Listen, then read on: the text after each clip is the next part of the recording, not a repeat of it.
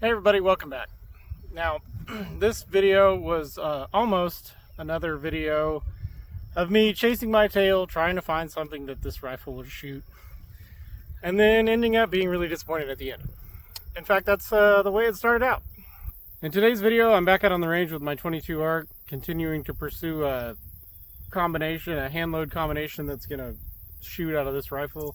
And I did go ahead and shoot 4 groups of some 80 grain bullets that I loaded that I expected really good results from, because I knew that it finally shot something okay. It finally shot the 80 grain ELDXs in the factory Precision Hunter line. It finally shot that okay.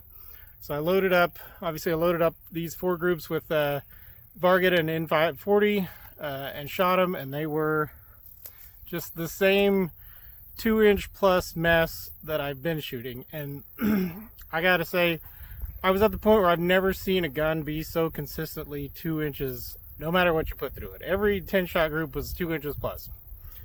And I got to thinking there's got to be something major wrong here, because if you go back and watch some of the first videos, and I should caveat this with, most of what I'm going to say in this video relies on you having watched my previous videos with this gun. So if you haven't done that, I'd encourage you to go check those out, because it's been kind of a long road to get to where I'm at today. So I was at the point where I thought, I'm going to take this barrel off, I'm going to send it back if they'll take it back, I'm going to buy a new barrel. I've had it with this gun, and I just happened to finally find the smoking gun that I've been hoping to find all along, and that is the bolt. So you can see in these pictures that I'm rolling in here, this is the bolt from the AR Stoner bolt carrier group that I bought when I first started this rifle project. And you can see on the rear of the lugs a really extreme accelerated wear pattern. Now, I went back and did the math after I noticed this, and honestly, I feel a little stupid for not noticing it earlier.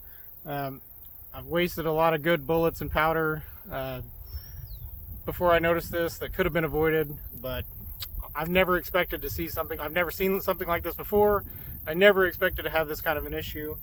Kind of caught me off guard, and yeah, don't really know what to say, other than I didn't inspect it close enough when I've cleaned it. I've cleaned it I think 4 times now, so I just didn't inspect it close enough. You know, if it's not in really the exact right lighting, it's kind of hard to see, and if it's not something you're looking for, it's kind of hard to find. But basically, what I did to first discover it, and I didn't notice it by just visually observing it. What I did is I got so frustrated to the point that I was willing to try anything, so I pulled the entire bolt carrier group out of my 6 ARC, my Bear Creek Arsenal 6 ARC, and I just popped it in here, and I thought, I'll just try a new bolt, different bolt, maybe something will change. So then I came out with the new bolt, and I shot these 2 groups with factory ammunition.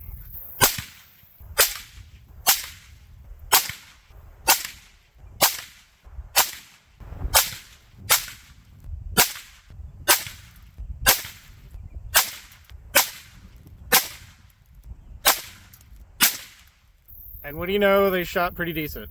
So I thought, there's something here. So I go back to my reloading room, I take my Hornady comparator set, and I check my headspace on my fired brass. And the cases that I shot with the Bear Creek Arsenal bolt measured roughly exactly the same as the cases that I measured at the very beginning when I set up my reloading die with the factory ammunition that I'd shot. Well, I take the cases that I just fired with the old bolt, with the AR Stoner bolt, and they are 7 to 8 thousandths longer. And I did the math. I'm around 400 rounds. 7 to 8 thousandths of headspace I've grown in 400 rounds. Just to give you an idea how deep those gouges are on those pictures of the bolt that you're seeing. So, obviously that's going to cause an issue. I'm pretty sure that's my entire issue, and I'm glad I found it, because I was, like I said, I was at the verge of blaming this Ballistic Advantage barrel and, you know, trashing it and sending it back, or, you know, doing something like that. So I don't know, one of those weird deals. Now, as I speak, I've got the AR Stoner bolt carrier group in a box. It's going back, it's going to UPS tomorrow, so it may be that they, you know, take care of the whole thing, and they are supposed to exchange it. I would have gotten a refund, but I need a carrier, and it's kind of hard to just find a carrier. And honestly, there weren't any problems with the carrier. It looked really nice. The coating was nice. It was slick. So I had no problems with the carrier. It's just the bolt itself. So anyway, I sent it off. They didn't have the nitrided carrier or bolt carrier group in stock. So I'm going to try out one of their nitride, or I believe that's right, nitride coated, or the shiny one. So I'm going to try that out. We'll see. I'll probably run the bolt that I bought. So I went ahead and bought a Faxon 22 arc 6 arc bolt, and right now I'm running just my Bear Creek carrier with my new Faxon bolt. So when I eventually get the bolt carrier group back from Midway, I'll just probably just take the carrier and run this bolt, and save the AR Stoner bolt as a backup or something. You know, at least I'll have a spare extractor or something, because at this point I don't really trust it. I'm sure I'll end up testing it out, and maybe it'll be fine, maybe it's a fluke. I don't know. I did look around, I did Google a little bit, and it seems like there's been some people who've had issues with the AR Stoner bolts. So I should have done more research when I got into this, but like I said, not something I expected. So anyway, I say all that to say, I'm back out with a new bolt.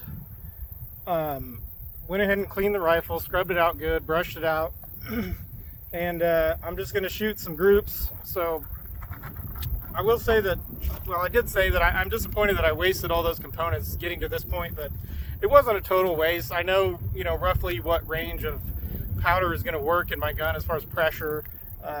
Even though the groups are bad, I'm able to kind of tell what powders seem to work a little better than others. So I had in a previous video said I was going to move on from Varget. Obviously that decision was influenced by the poor state of the gun and how it was shooting. So today I'm going to try out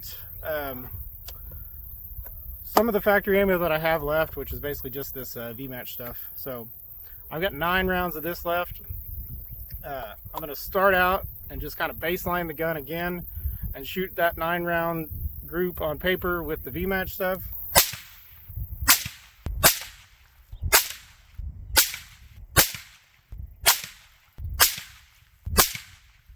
And then I've got 3 different hand loads here. I've got my 62 grain ELD VTs with some N540. These are all going to be N540. This is kind of the powder. Even though I'm not ruling out Varget anymore, I think N540 is probably going to give me a little more velocity for roughly the same pressure. And it's pretty readily available.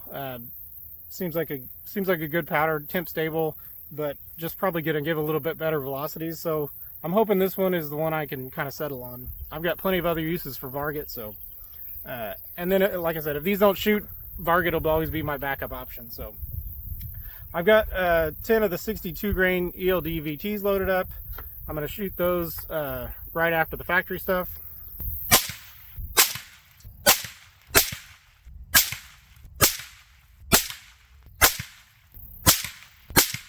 Following that, I'm going to shoot 10 of the 75 grain ELDs.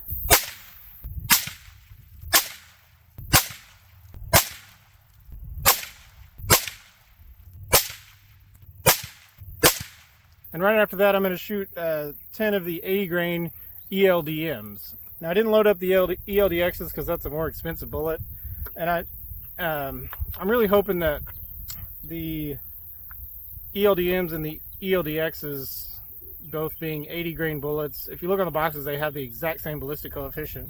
Now, they are shaped a little differently. Like the X's are actually longer physically than the ELDMs, but I know I watched quite a bit of the Horizon Firearm stuff about the 22 Creedmoor when they were working on that, when they were kind of developing it. They mentioned that they would shoot the 80 ELDMs and the 80 ELDXs kind of interchangeably with the same dope, same powder charge and everything like that. So that's kind of what I'm hoping for here, is that I can just find a load that I like with the ELDMs and then just stuff the ELDXs on top of that same load and it'll work fine. So anyway, go ahead and shoot these 4 groups, and hopefully it's the change I'm looking for.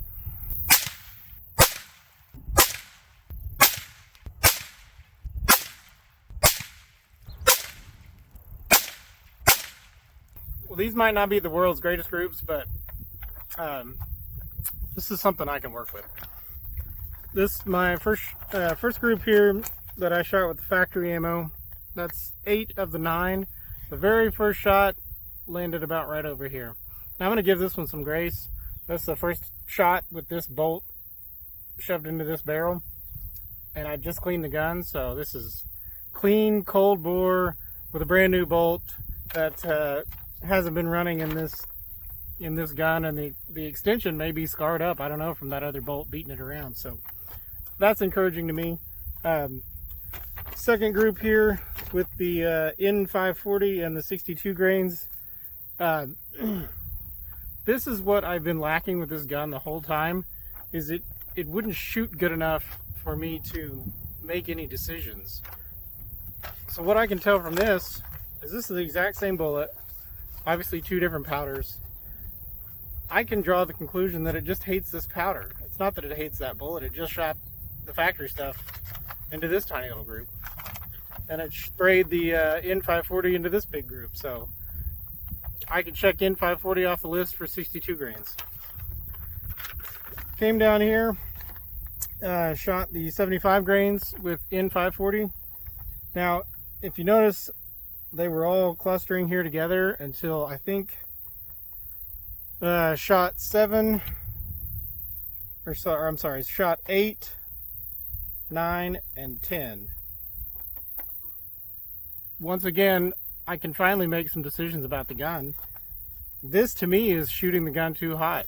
I wasn't allowing much time for it to cool in between groups because I'm in a hurry to get this done. But so the barrel's not coming all the way down to cool, and then I'm shooting these groups pretty quickly. That to me says it's shooting well. It starts to heat up and it flings a couple out. Same deal over here. This one was shooting pretty tight for about 4 rounds, and then it flings a few out, but this is the 80 grains with the N540. That's a pretty decent group compared to the groups I've been shooting, even with a warm barrel that's getting too hot. So I at least have a direction. I'm pretty satisfied that I've solved the major problem. Like I said, I'm going to go back and revisit Varget. I was fairly convinced at the beginning that I had a load or 2 loads with Varget that were going to hammer, but then they came apart and everything after that was trash too. So I think that's kind of where I reached that point where the wear was bad enough to start showing up. So I'm encouraged. More to come on the 22 ARC. I'm probably not going to do any more load development on video just because I'm tired of filming videos with this rifle. More than likely the next one will be me coming out here with my final loads, shooting a group, and then going out on steel and shooting some longer range stuff like I've done on some other rifles in the past. So anyway, it's been a journey. Thanks for watching, and we'll see you in the next one.